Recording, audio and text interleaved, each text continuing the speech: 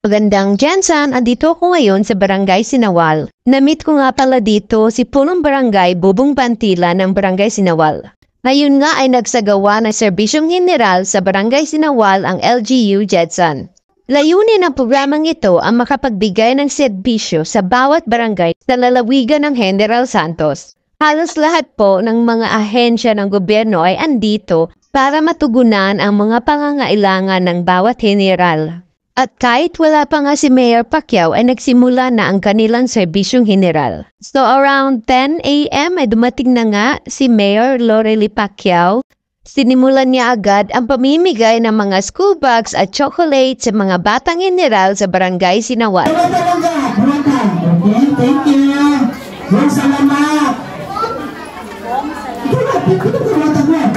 Tumulong din ang ating napakasipag na punong barangay Bubong Bantilan sa pamamahagi ng mga school bags at chocolates. Okay. Pagkatapos ay inisa-isang kinamusta naman ni Mayor Pacquiao ang mga general. Laking pasasalamat naman ni Punong Barangay Bantilan sa LGU Jensen sa pamumuna ni Mayor Lorely Pacquiao.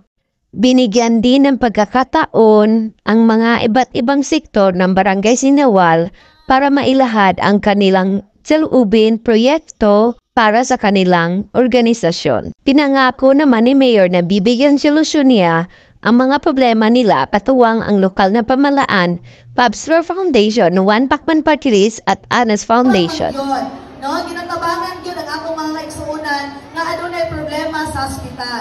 Very satisfied naman yung mga organization dahil sa tugon ni Mayor Pacquiao. Yung tanan, dagang salamat, maayong buntag, and God bless everyone. Once again, mga kabarangay at ang City Mayor, Marami talaga ang nakinabang sa serbisyong general na hatid ng LGU Jensen. Pinangunahan din ni Mayor ang pamamahagi ng mga birth certificates sa beneficiaries ng PhilSys Birth Registration Assistance Project o BPRAP. Personal din siyang namahagi ng mga bigas sa mga senior citizens sa Barangay Sinawal.